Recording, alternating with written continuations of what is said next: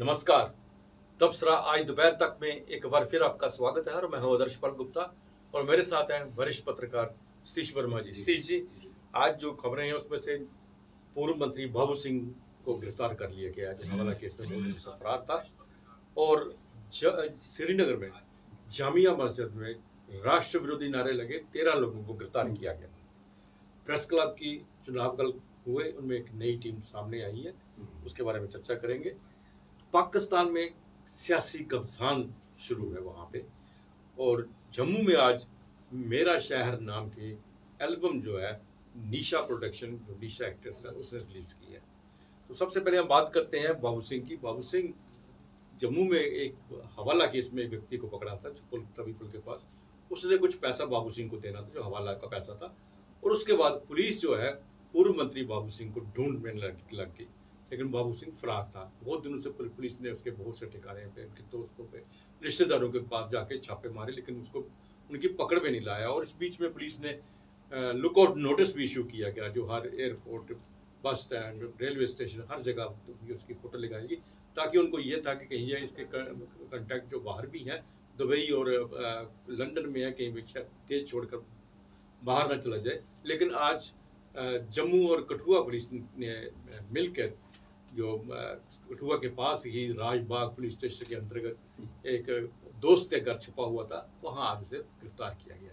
नहीं, आप ठीक कह रहे हैं। ये सब एक पुलिस की अपनी थ्योरी है, पुलिस के ये आरोप है। तो ये है कि बाबू सिंह के बारे में जब ये मामला सबसे पहले मीडिया में आया तो लोग बड़े हैरान थे कि बाबू सिंह की शख्सियत ऐसी कभी सुनी नहीं, लेकिन पुलिस के पास उसके पुख्ता सबूत होंगे तभी पुलिस ने उस पर हाथ डाला, क्योंकि मंत्री रह चुके शख्स। तो मैं समझता हूँ कि ये बेहद एक गंभीर मामला है, और हवाला ट्रांजैक्शंस के अलावा जो ब्रिटेन से बताया जा रहा है कनेक्शन, ये वास्तव में बड़ी चिंता का विषय है। लेकिन ये सब जो बातें ये पुलिस कह रही है अभी तक आरोप के तौर पर, तो हम समझते हैं कि बाबू सिंह आखिर इतने दिन क्यों भूमिगत रहे, क्यों? ये सबसे बड़ी बात तो ये है ना, क्यों भूमिगत रहे? क्योंकि ये तमाम आशंकाएं उन्हीं के खिलाफ जाती हैं कि आपने क्यों, अगर पुलिस आपको, मान लीजिए जिस तरह लोग आरोप लगाते हैं पुलिस फंसाती भी है, तो आपको अदालत का रुख करना चाहिए था, एंटीसिपेटरी के लिए कुछ कार्रवाई करनी चाहिए थी। तो हम समझते हैं ये बड़ा एक बेहद गंभीर मामला है, और इसमें अब क्या निकल के सामने आता है समय बताएगा। लेकिन है कि राजबाग थाना क्षेत्र में, जैसा आपने बताया कि अपने मित्र के यहाँ छुपे हुए थे बाबू सिंह, उनको पकड़ा गया है। अब पुलिस उन जांच पड़ताल करेगी, जाहिर है कि उनको प्रोडक्शन रिमांड पे लेगी, कोर्ट में पेश करके कोर्ट को फिर बताना पड़ेगा कि उनसे क्या चीज पूछताछ के दौरान उनको पता चली है। तो वास्तव में ये बड़े चौंकाने वाला मामला है, और ये एमएलए रहा हो और मंत्री रहा हो, ये वास्तव में बड़ी चिंता की विषय है। ये तो बात सही कह रहे हैं, लेकिन इसके साथ अब आरोप जो है बहुत गंभीर है। हाँ। और इतने गंभीर आरोप जो है बिना किसी सबूत के पुलिस करके लगाना भी बड़ा मुश्किल है।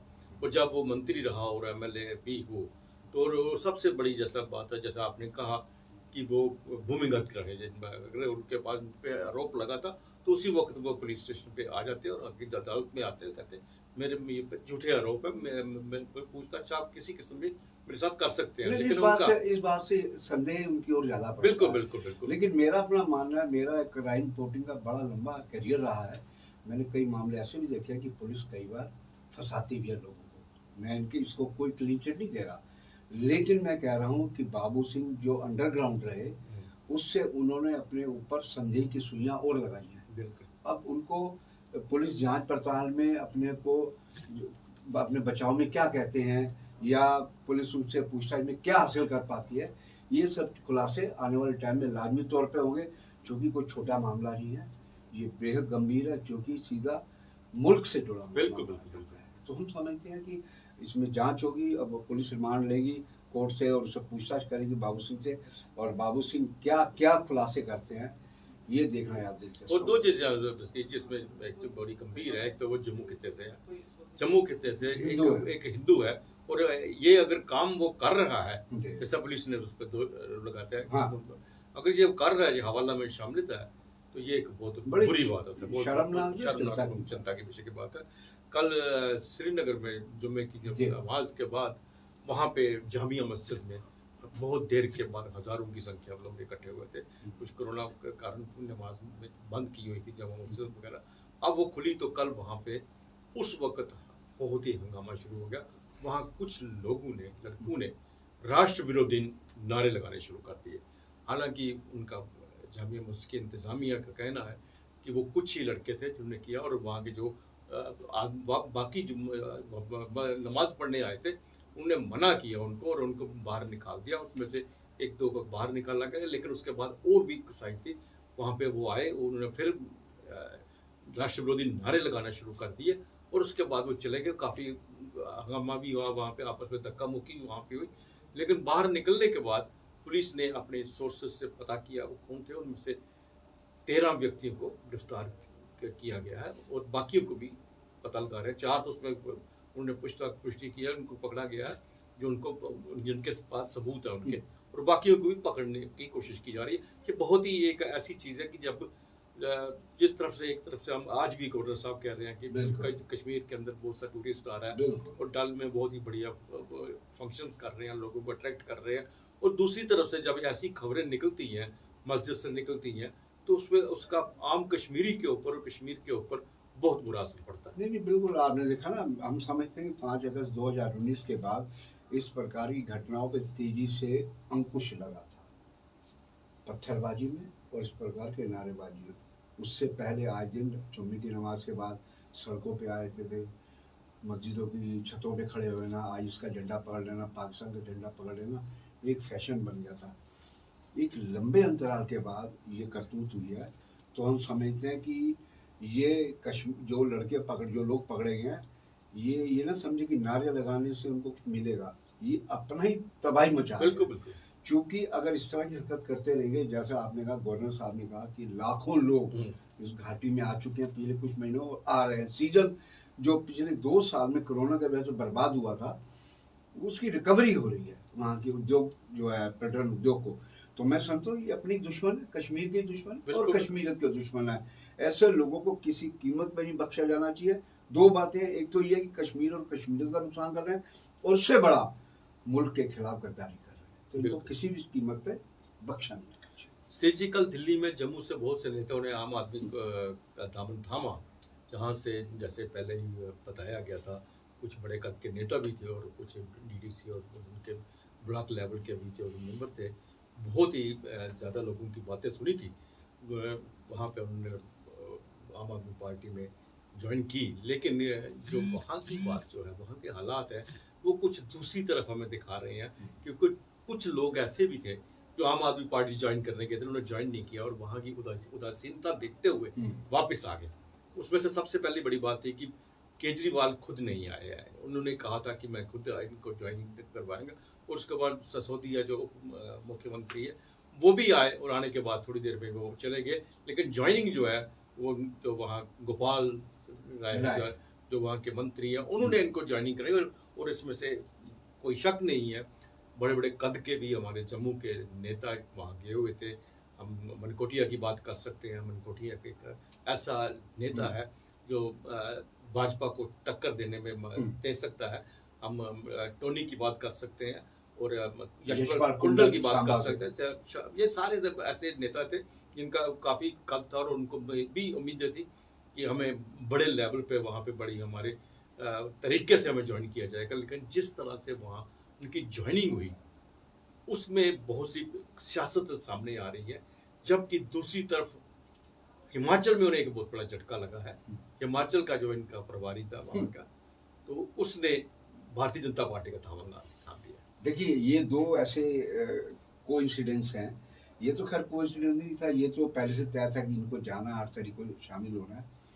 लेकिन जिस प्रकार पहले इस प्रकार का प्रोपेगेंडा था कि केजरीवाल की मौजूदगी में ये आम आदमी पार्टी में इनको शामिल किया जाएगा। केजरीवाल नंबर 1 के नेता हैं, दूसरे नंबर पे आते हैं मनीष सिसोदिया, डिप्टी सीएम। उन दोनों की गैर मौजूदगी में एक तीसरा जो मंत्री है गोपाल राय इतने बहुत ज़्यादा लोकप्रिय नेता भी नहीं है, या तो लोकप्रिय हूँ चाहे तीसरे पायदान के नेता हूँ, उनकी मौजूदगी में इनका आप पार्टी में शामिल होना, इससे इससे साफ लगता है केजरीवाल, चूंकि मेरे सूत्र बता रहे हैं, आपके सूत्र दिल्ली के, केजरीवाल कल दिल्ली में थे, वो दिल्ली में होने के बावजूद और इनको शामिल होने के लिए उस समारोह में शामिल नहीं थे। तो इससे समझा जा सकता है कि केजरीवाल के दिमाग में क्या क्या चल रहा और क्या क्या पक रहा होगा। केवल ये नहीं है, बल्कि उधमपुर से हस्बैंड वाइफ पार्षद थे कांग्रेस के, उन्होंने भी ज्वाइन किया। हमारे जम्मू के वार्ड नंबर 2 से जो कॉरपोरेटर थे, वो बैकग्राउंड से भाजपा के रहे, नहीं मिले, इंडिपेंडेंट जीते, उन्होंने भी कल आम आदमी पार्टी का दामन थामा। मैं समझता हूँ कि ये एक भावनात्मक झुकाव के अंदर, लोग के अंदर ये लोग आपकी तरफ दौड़ रहे हैं। इनको ये समझ रहे कि शायद बीजेपी का आप जम्मू कश्मीर में विकल्प बन जाएगा, जबकि उसने अभी तक कुछ यहाँ किया नहीं है, सिर्फ नारे हैं। पंजाब में भी आप देखिए, अगर वो जीत के आए हैं भगवंत मान चीफ मिनिस्टर, उनके खिलाफ महीना नहीं हुआ, महीने के अंदर उनके खिलाफ विरोध शुरू हो गया, क्योंकि केजरीवाल ने कहा था कि पहली फाइल साइन उस पर होगी जिसमें 300 यूनिट बिजली फ्री दी जाएगी। ना बिजली फ्री हुई, ना पानी फ्री हुआ। ये भी कहा था कि हम भर्तियां भी करेंगे और जो टेम्पररी है उनको रेगुलराइज करेंगे, वो भी नहीं हुआ। इसके अलावा चंडीगढ़ का कभी विवाद नहीं रहा, पहले रहा है, लेकिन उस विवाद का सुर्ख हो गया है कि हरियाणा कहता है हमारा, वो कहता है पंजाब कहता है हमारा, तो चंडीगढ़ के जो लोग कहते हैं वो कहते हैं दोनों का नहीं हमारा है जी। तो एक नया एक बड़ा विवाद खड़ा हो गया। उसके अलावा भाखड़ा डैम का, जो कि पंजाब का ही है, उस सेंट्रल यूपी के। मेरे कहने का मतलब ये कि केजरीवाल जिस चालाकी के साथ राजनीति को एक नया रुख दे रहे हैं, वो, और जिस प्रकार हमारे यहाँ के जो नेता हैं, बड़े नेता हैं, कद्दावर नेता हैं, और अपने अपने इलाकों में लोकप्रिय हैं, सभी नहीं है कि बेस नहीं। तो टोनी आरसपुरा का जिस प्रकार उन्होंने एक बड़े मंत्री को हराया, छोटी बात नहीं थी। और जसपाल कुंडल थामा से लें, मनकोटिया तो वैसे लोकप्रिय हैं उधमपुर में, और जो हस्बैंड वाइफ पार्षद रहे कांग्रेस के और यहाँ भाजपा में रहे लेकिन इंडिपेंडेंट, बहुत से लोग शामिल हुए हैं, और कुछ लोग शामिल भी नहीं हुए, जैसा आपने कहा। तो मैं समझता हूँ ये इनको समझना चाहिए, जो दौड़ लगा रहे हैं दिल्ली की, उनको समझना चाहिए कि केजरीवाल आप लोगों को कितनी गंभीरता से ले रहे हैं। इसका मतलब उन्होंने गंभीरता लिया। दूसरा जो उनको झटका हिमाचल कह रहे हैं, हिमाचल में जिस तेजी के साथ जुलूस जलते आप पार्टी को हो रहे थे, ये एक बहुत बड़ा झटका है। वहाँ का प्रदेश प्रधान आम आदमी पार्टी का भाजपा में शामिल होना ये छोटी घटना नहीं है। और मैं समझता हूँ चूंकि भाजपा के राष्ट्रीय अध्यक्ष जेपी नड्डा हिमाचल से ही आते हैं, उनको भी मालूम था कि अगर आप यहाँ मजबूत होती है तो उनके लिए भी एक अच्छे संकेत नहीं है, चूंकि एक रूलिंग पार्टी के राष्ट्रीय अध्यक्ष होते हुए, तो उन्होंने अपनी जो स्ट्रेटेजी है इस्तेमाल किया और शामिल कर दिया। एक बड़ी सीधी सी बात है, अगर ऐसा ही गोपाल राय ने ही इनको जब ज्वाइनिंग हाँ। करनी थी तो दिल्ली में इतना तामझाम ले जाने उनको ही बुला लेते, लेकिन इसमें एक बात और भी सामने आ रही है कि यहाँ आम आदमी पार्टी के जो कार्यकर्ता थे, जब भी आम आदमी पार्टी की कोई पोजीशन नहीं थी यहाँ पे, जो लोग वहाँ पे शामिल हुए थे, मुझे ये भी तो हो सकता है वो ना चाहते हो इनको इतनी इंपॉर्टेंस मिले। क्यों? क्योंकि उन जितने भी अब तक के वहाँ नेता हैं आम आदमी पार्टी के जम्मू में है, उनके सबसे ऊंचे कद के नेता हैं। कल को ये आम आदमी पार्टी में अब तो शामिल हो गए हैं, अब जो स्टेट प्रेसिडेंट कोई होगा, प्रोविंशियल प्रेसिडेंट होगा, जो भी होगा वो इन्हीं में से होगा, क्योंकि ये अभी तक जो वहाँ बैठे हुए हैं वो वहाँ बैठने तक सीमित ही है। बाकी प्रदेश में आप कहो, जम्मू कश्मीर में उनकी वो पहचान नहीं है जो पहचान इनकी है। हो सकता है यहाँ से भी कुछ किया हो ताकि इन्हें वो सारा इज्जत मान बोलना मिल सके। नहीं, ये इस बात में दम लगता है, जो आप कह रहे हैं इस बात में दम लगता है। आप देखिए ना, हर्षदेव सिंह ने फोटो सेशन किया उनके साथ आकर, मनीष सिसोदिया के साथ, डिप्टी सीएम जो है और नंबर 2 के आप पार्टी के नेता, लेकिन उनका कहीं जिक्र नहीं है कि शामिल हो रहे हैं या नहीं हो रहे हैं, या केवल फोटो सेशन करा के वो वापस लौटना चाहते हैं। तो बड़ा हम समझते हैं कि बड़ा कन्फ्यूजन, संशय की स्थिति है। ये बात आपकी मुझे ठीक लगती है, चूँकि यहाँ जो लोग पिछले कई महीनों से लगातार आपके लिए 4, 5, 10, बहुत बड़ा इनके पास भीड़ नहीं थी, 10-20 लोग थे जो जगह जगह जाके प्रोटेस्ट करते थे, इसमें कोई दो राय नहीं। उनको भी लगने लगा कि अगर इस कद के नेता अगर पार्टी में आएंगे तो हमारी गिनती कहाँ होगी। और ये भी हो सकता है कि केजरीवाल के कुछ सीधे संपर्क में उन्होंने कहा हो, इनके बारे में कोई प्लस माइनस पॉइंट की बात की हो, तो केजरीवाल बड़ा सेफ प्ले कर रहे हैं। वो नहीं चाहते कि कल को आएगा जी आप शामिल कर, केजरीवाल ये कह देगा जी मैंने तो नहीं शामिल कराया, वो एक अपना एक बचाव का एक कॉर्नर रख के चल रहे हैं। और उनकी सियासत को मैं दिल्ली में जब पहली बार उन्होंने चुनाव लड़ा, या अन्ना आंदोलन, चूंकि अन्ना आंदोलन को मैंने दिल्ली में बड़ा कवर किया था, बड़े करीब से इंटरव्यू भी किए इनके, और मैं समझता हूँ कि ये बड़े, कहा जाए कि बड़े समझदार कोट एंड कोट चालाक नेता है अरविंद केजरीवाल।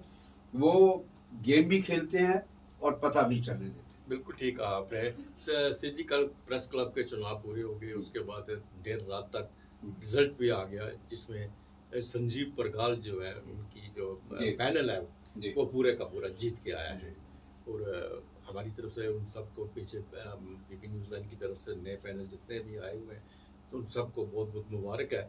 उसके साथ साथ सुरेंद्र शर्मा और उसके पैनल को भी हम बहुत मुबारक देते हैं, क्योंकि उन्होंने बड़े अच्छे तरीके से एक कोऑपरेट करके जिस तरह से चुनाव लड़ा और बड़े अच्छे तरीके से उन्हें अपनी हार को स्वागत किया, और उन्होंने भी धन्यवाद किया जिन्होंने वोट दिए हैं।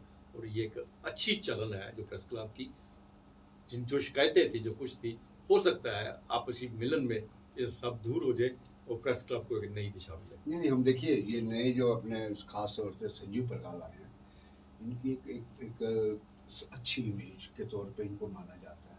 कई लोगों से चर्चा हुई, उन लोगों को ये कहना है कि एक अच्छी इमेज के नेता है और उसका इनके खुद को लाभ मिला है, ये उनकी इमेज का मिला है, इसमें कोई अंधेरे में ना रहे। ये संजीव परगाल चूँकि नेतृत्व करते हैं टीम का, उनको भरपूर लाभ मिला है। और जहाँ तक सुरेंद्र शर्मा की बात करें, देखिए जब दो पहलवान अखाड़े में उतरते हैं तो एक को तो हारना है, एक को जीतना है, लेकिन ये है कि देखा जाता है कि लड़ाई किस लेवल तक गई है। लड़ाई का मतलब को तलवारबाजी नहीं, वो जो फाइट है जी। तो हम समझते हैं कि कल हम जो खुद प्रेस क्लब मौजूद थे, आप भी थे, आप तो घंटों से मौजूद थे, हमने जो वहाँ का माहौल देखा बेहद कॉर्डियल था, किसी को टीका टिप्पणी नहीं। और हम समझते हैं जो जिस और आपने इशारा किया, जो आरोप थे प्रेस क्लब की पुरानी टीम पर, और मैं वहाँ हम उम्मीद करते हैं पीपी न्यूज़ लाइन कि संजीव परगाल उन तमाम जो आरोप थे उनको दुरुस्त करने की कोशिश करेंगे, क्योंकि उनकी एक इमेज ऐसी है। तो इस उम्मीद के साथ हम उनको शुभकामनाएं कहते हैं, हार्दिक शुभकामनाएं। और दूसरा, लोकतंत्र में ज़रूरी है विपक्ष का भी जिंदा रहना, नहीं सी तानाशाही सबने भोगी और भोग भी रहे हैं। तो मैं समझता हूँ कि सुरेंद्र शर्मा को भी इसलिए हम मुबारकबाद देंगे कि मैदान में डटे रहे। हार जीत चलती रहती है जीवन में, बिल्कुल 2 साल बाद फिर चुनाव का, लेकिन अब ये जरूर है आदर्श जी, अब जरूर हमें लगने लगा है कि अब चुनाव आने वाले समय पर कराने ही होंगे। बिल्कुल सही कहा।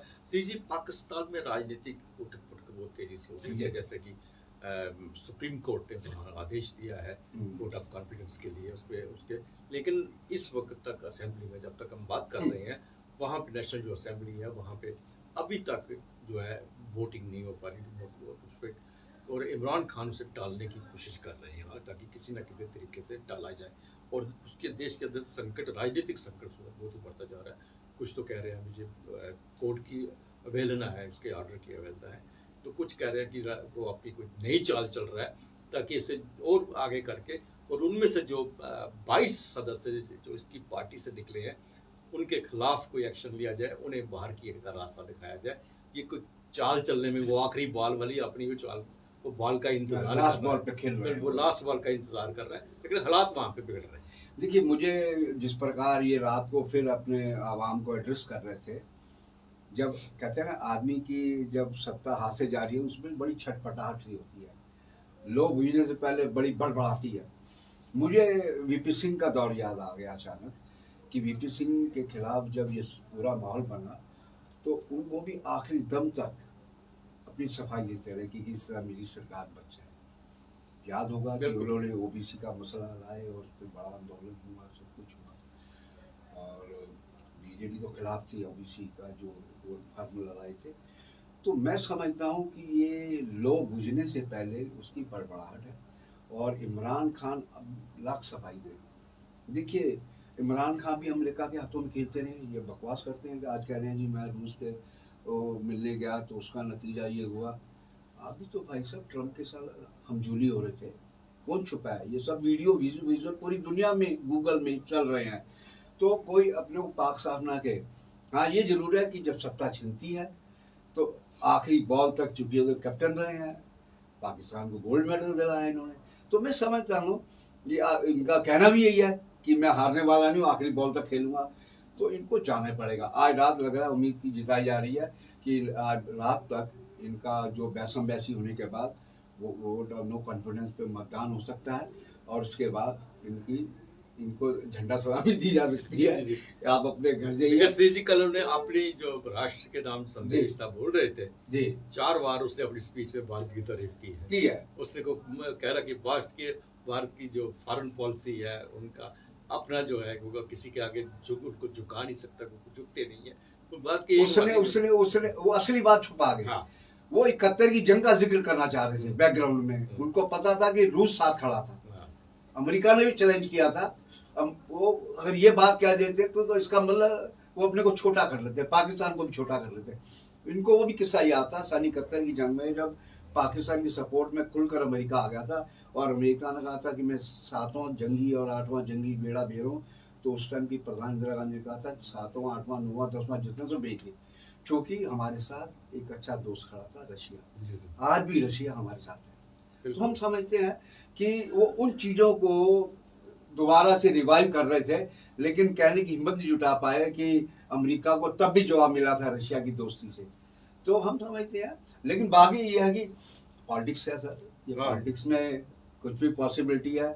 और राजनेता जो होते हैं उनको चाहे पढ़ा लिखा हो या अनपढ़ हो, वो जो दाव चलते हैं वो दाव कभी छोड़ते नहीं। बिल्कुल बिल्कुल। CGI जम्मू में एक गाना रिलीज किया गया, एल्बम रिलीज की, मेरा शहर अखनूर, निशा प्रोडक्शन के और नवी डोगरी संस्था ने के साथ मिलकर उस गाने को रिलीज किया गया, जिसमें पूर्व उप मुख्यमंत्री कविंदर गुप्ता और हमारे जर्नलिस्ट सहेल काजमी थे, वहाँ पे मौजूद थे, और भी काफ़ी जाने माने राइटर और पोइटर वहाँ पे मौजूद थे।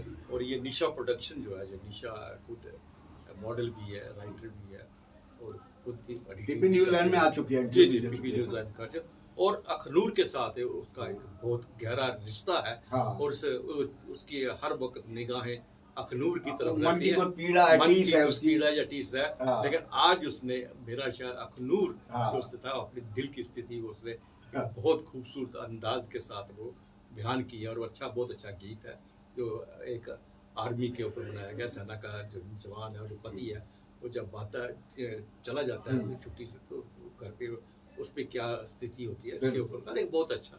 वैसे भी देखिए ना, हमारा जितना बॉर्डर का इलाका है, कठुआ से ले लीजिए, चले जाइए अखनूर तक, उधर पुंछ चले जाइए, ये हमारे वीर सैनिकों से भरा हुआ है। अभी भी सर्विस में है और बड़ी संख्या में रिटायर हो गए हैं। तो ये पृष्ठभूमि हमारी जम्मू कश्मीर की ऐसे कि यहाँ बड़े बड़े योद्धा फौज में आए, पैरामिलिट्री फोर्सेस में आए। हम इतना जरूर कहेंगे कि मैं लंबे अरसे से देखता आ रहा हूँ कि डोगरी को प्रमोट करने की बात हो, या इस प्रकार के जो नए यूथ किसी भी क्या पंजाबी हो या डोगरी हो, उसको जो वीडियो बनाते हैं उनको रिलीज़ करने में मैंने ये देखा है कि सुहेल काजमी इसमें खासी दिलचस्पी लेते हैं। हमारे यहाँ पीपी न्यूज़लैंड तो दूसरे तरीके से प्रमोट करता है, उनका इंटरव्यू उनको, और कईयों को तो बहुत ज़्यादा शिखर भी मिले हैं। तो ये सुहेल काजमी में हमने देखा है, इसलिए बहुत से वीडियो ऐसे हम देखते हैं समय समय पर कि जो जिनकी वीडियो होते हैं वो उन्हीं को अप्रोच ज़्यादा करते हैं। उनका अपना तरीका है, पीपी न्यूज़लैंड का अपना तरीका है। पीपी न्यूज़लैंड ने भी जो नवोदित जिन्हें कहा जाए उनको बड़ा प्रमोट किया है, और बल्कि हम में एक प्लेयर को तो ऐसा प्रमोट किया था कि वो वर्ल्ड लेवल पे वो लेकर आया। तो ऐसी चीज़ें होती रहनी चाहिए। ये हम समझते हैं कि हमारे स्टेट के लिए, हमारे स्टेट के युवाओं के लिए एक प्रोत्साहन की ये बहुत बड़ी ज़रूरत है। जो काम सरकार को करना चाहिए, जी जी, वो आप लोग कर रहे हैं। जी जी, बिल्कुल सही कहा आपने। तो ये था तबसरा दोपहर तक का। बाकी खबरों के लिए आप देखते रहें पीपी न्यूज़लैंड। नमस्कार।